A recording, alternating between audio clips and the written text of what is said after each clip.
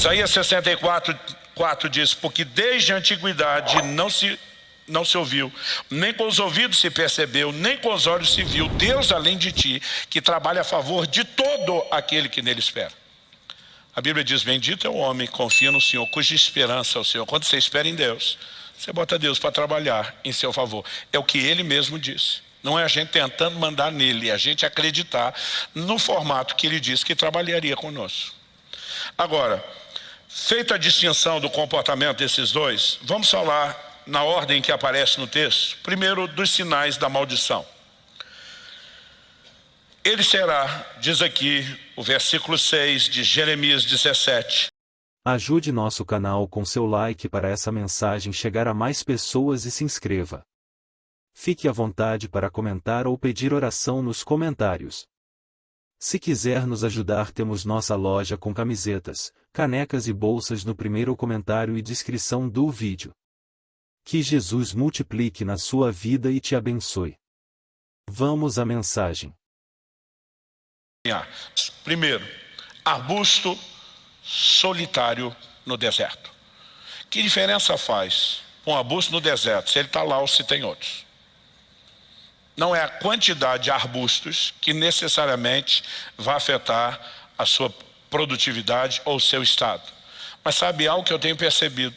Em 29 anos de ministério pastoral, fora os anos já no ministério itinerante, mas falo do pastoral, porque foi no pastorado que a gente passa a gastar tempo ouvindo pessoas, aconselhando, orientando, e você começa a aprender a mapear comportamentos que são repetitivos. Um dos sinais que acompanha a vida de quem não confia no Senhor é um senso de solidão. Deus não me ama, Deus não se importa comigo, Deus me abandonou, Deus virou as costas para mim, Deus não me ouve, Deus age na vida do outro, mas não age na minha. Esse senso de solidão costuma acompanhar quem não confia no Senhor, porque o que confia, meu amigo, está em outro nível. No Salmo 27:10, Davi diz: ainda que minha mãe e meu pai me desamparem, são os últimos de quem a gente vai esperar isso. E diz: o Senhor me acolherá. Tipo, é ruim que Deus vai me desamparar? Nunca. É por isso que Hebreus 13, um dos textos que usamos num dos domingos, atrás, ministrando sobre fé, diz: porque Ele tem dito, nunca te deixarei, jamais te desampararei. E aquele que confia sabe que em momento algum será abandonado pelo Senhor. Mas quem não se move no nível de confiança o tempo todo, ele está preso nesse lugar. Não verá quando vier o bem. Esse que é classificado como maldito, que está debaixo do sinal da maldição, não vê o bem vir, mesmo quando vem sobre todos. E olha que tem coisa que Deus libera sobre todo mundo. Em Mateus 5:45, no Sermão do Monte, Jesus diz que Deus faz nascer o sol, cair a chuva sobre justos e injustos. Mas tem gente que não enxerga nada, absolutamente nada, do que Deus faz. Mesmo algumas coisas boas que lhe acontecem, ele muitas vezes prefere acreditar que aquilo é resultado do seu esforço, que é alguma coincidência, mas não necessariamente procede do Senhor. Logo, um sinal evidente na vida de quem não confia no Senhor. Nós vemos Deus denunciando esse comportamento na nação de Israel, relacionando isso com incredulidade. É a murmuração, é a reclamação. Essa pessoa não vê quando vem o bem. A pergunta a ser feita é: que tipo de gente eu e você queremos ser? Esse que não confia no Senhor não verá quando vier o bem. Terceiro e último lugar: morará nos lugares secos do deserto, em terra salgada e inabitável. Esse é o tipo de pessoa que, comparado com o que eu vou falar daqui a pouco sobre o que confia no Senhor, não tem raízes em Deus. E por isso definha não só espiritualmente, como também emocionalmente. Isso é o que de vez em quando a gente chama de gente que tem a vida seca. E sabe, ao olhar para pessoas ao longo de 3 décadas de ministério que não confiam em Deus, acredite, nós vemos essa síndrome, esse conjunto de sintomas, de comportamentos se repetindo. Por outro lado, os sinais da bênção. Vamos lá agora voltar para Jeremias 17, versos 7 e 8. Bendito aquele que confia no Senhor e cuja esperança é o Senhor, porque ele é como a árvore plantada junto às águas, que estende as suas raízes para o ribeiro.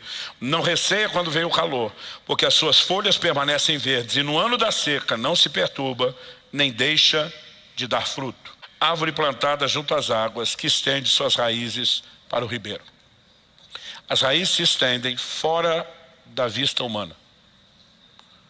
A árvore que está próxima da água, ela é beneficiada pela água, não porque a árvore foi até a água ou a água veio até ela, mas porque raízes saíram em busca do contato com a água para buscar de lá o suprimento necessário. Assim como isso normalmente, o trabalho da raiz acontece fora da vista, eu e você, no relacionamento com Deus, precisamos desenvolver raízes. Nem sempre são parte da nossa vida pública, visível, mas são a nossa conexão com Deus, para receber dele sustento, para receber dele suprimento. Olha o que Paulo diz em Filipenses 4, 11. Eu vou ler primeiro o 11, depois o 12 e o 13. No 11, digo isso não porque esteja necessitado, porque aprendi a viver contente em toda e qualquer situação. Peraí, Paulo, contente em qualquer situação, em qualquer situação. Verso 12. Sei o que é passar necessidade, e sei também o que é ter em abundância. Aprendi o segredo de toda e qualquer circunstância, tanto de estar alimentado como de ter fome, tanto de ter abundância como de passar necessidade. Então qual é o segredo, Paulo? Tudo posso, naquele que me fortalece. Ele está dizendo, o meu humor, minha força, minha alegria não depende de circunstâncias. O tudo posso, normalmente a gente costuma aplicar para posso fazer. Eu tenho repetido isso bastante e não vou cansar de me falar. Mas o contexto não é posso fazer, é posso suportar. Ele está dizendo, não importa a circunstância, eu dou conta de segurá-lo. Por quê? Minha força não vem delas, minhas raízes estão em Deus. E essas raízes em Deus estão extraindo sustento para que eu fique firme diante de qualquer circunstância. Sabe, é impressionante, e uma das questões que nós temos abordado sobre a fé diz respeito a essa disposição interior e do ânimo. Nós já ensinamos aqui sobre isso. Mas uma segunda característica, a Bíblia diz, não receia quando vem o calor, a adversidade, e a sua folha fica verde. É impressionante como o comportamento de quem confia no Senhor não combina com as circunstâncias difíceis que ele enfrenta. No ano da seca, não se perturba, nem deixa de dar fruto.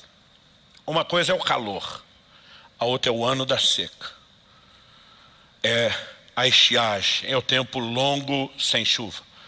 Mas quem tem raízes para buscar água, não depende apenas da chuva. É interessante que o bendito, diferente do maldito, que não vê o bem que vem sobre todos, o bendito não é abalado pelo mal que vem sobre todo mundo. A gente tem determinadas circunstâncias difíceis que todo mundo vai experimentar. De alguma forma, quando a gente passa, a gente acha que é só com a gente. Porque a maior parte do tempo que está acontecendo com os outros, como diz o ditado, pimenta nos olhos dos outros é refresco. Pelo nosso egoísmo, a gente não se identifica, a gente não conecta, a gente não percebe, não mensura. Quando acontece conosco, parece que é só com a gente no mundo. E uma das perguntas que eu mais ouvi como pastor na vida, pastor, por que comigo? Eu digo, porque se não fosse você, era o outro me perguntando por que com ele. Agora, olha o que Jesus diz. Mateus capítulo 7, de 24 a 27. Todo aquele, pois, que ouve essas minhas palavras e as pratica, será comparado a um homem prudente que construiu sua casa sobre a rocha. E Jesus diz assim, observe a ordem. Caiu a chuva, transbordaram os rios, sopraram os ventos e bateram com força contra aquela casa. Vou repetir. Caiu a chuva, transbordaram os rios, sopraram os ventos, bateram com força contra aquela casa. Mas ele termina dizendo, ela não desabou porque tinha sido construída sobre a rocha. Agora ele vai falar de outro. Todo aquele que ouve as minhas palavras e não as pratica, será comparado a um homem insensato que construiu sua casa sobre a areia. Agora olha o que ele diz. Parece Ctrl+C, Ctrl+V, copiou e colou. Caiu a chuva, transbordaram os rios, sopraram os ventos e bateram com força contra aquela casa. A mesma coisa do outro. A diferença, Jesus diz, ela desabou, sendo grande a sua ruína. O que é que eu e você precisamos entender? A adversidade vem para todo mundo. Se você vai ficar em pé ou cair, depende de como você edifica o seu relacionamento com Deus. Agora ele está dizendo, ouve minha palavra e não pratica, não tem estrutura. Ouve minha palavra e pratica, tem estrutura. Por quê? Porque obediência, gente, é uma das maiores expressões de fé. Assim como a desobediência procede da incredulidade. O que é que o diabo foi fazer com Adão e Eva lá no jardim? Deus falou para não comer isso, por quê? Não, não é bem assim não, está trolando vocês, não quer que vocês sejam que nem ele. O que ele semeou antes de conseguir um ato externo de desobediência? Uma atitude interior de incredulidade. Deus não é quem diz que ele é. Os seus motivos não são os quais ele revelou, que não quer que a gente faça para nos proteger. Ele não está interessado no nosso bem. O que nos faz relativizar a obediência é a incredulidade em quem deu a ordem. Agora, quem não consegue levar a palavra de Deus a sério, no sentido de obediência, vai levar a palavra de Deus a sério quando é a promessa? Isso aqui eu não boto a mão no fogo, não acredito no caráter dele quando ele dá ordem. Mas a hora que deu a promessa, não, agora eu vou que nem louco. Ou você cria vínculo de confiança com o caráter de Deus na hora de obedecer, ou você não vai ter fé para a hora da promessa. Agora, alguns de nós queremos um evangelho bem light da obediência, mas queremos uma fé que rebenta e que nos leva a qualquer lugar. Deixa eu te dizer, vai sonhando. Você não vai chegar a lugar nenhum sem compromisso com a palavra.